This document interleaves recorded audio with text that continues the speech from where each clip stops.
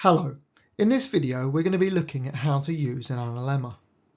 In this image here, someone has taken a picture of the sun at the same time, midday, but on different days throughout the year, and then they've imposed them over each other. You can see that the positions of the sun in the sky changes throughout the year. At some points at midday it's high in the sky, and at others it's relatively low. So why is this? Why doesn't the sun have the same pathway through the sky?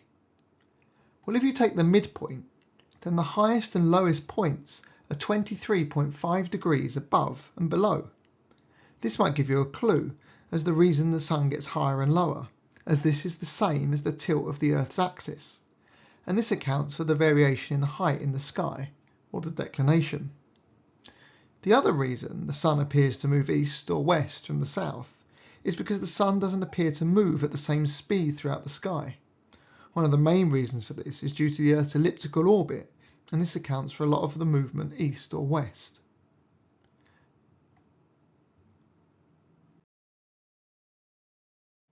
We can plot this information onto a graph, and this is called an analemma. The y-axis shows you the declination of the sun, and it ranges from plus 23.5 degrees to minus 23.5 degrees. The x-axis was to do with how fast or slow the sun was in the sky, and is the equation of time. It's important to note with these graphs that the positive equation of time is on the left, and it decreases moving right, which might not be what you expect. So you can use an analemma to work out the equation of time or declination on any key time. Say, for example, you wanted to know the declination of the sun in October when the equation of time is plus 10. Well, you'd follow this line down until you hit the analemma, and you can see that it would be this point here, rather than carrying on to the second point, which would be in November. And then by simply going across, you can see that the declination of the sun would be around about minus 3. Alternatively, you could work out the equation of time when the declination of the sun is plus 20 degrees in July.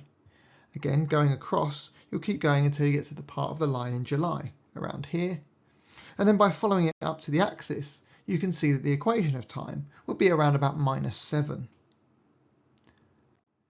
You'll sometimes get asked about key dates on the analemma, and if we add in those key lines from earlier, it might make it a bit more obvious. For example, we have this point where the sun is at its highest in the sky, and this would be the summer solstice.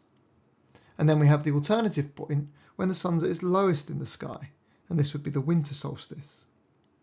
And then there are these two key points when the sun has a declination of 0. This would mean that it would be crossing the equator and would be the equinoxes. Obviously the one in March would be the spring equinox, and the one in September the autumnal equinox.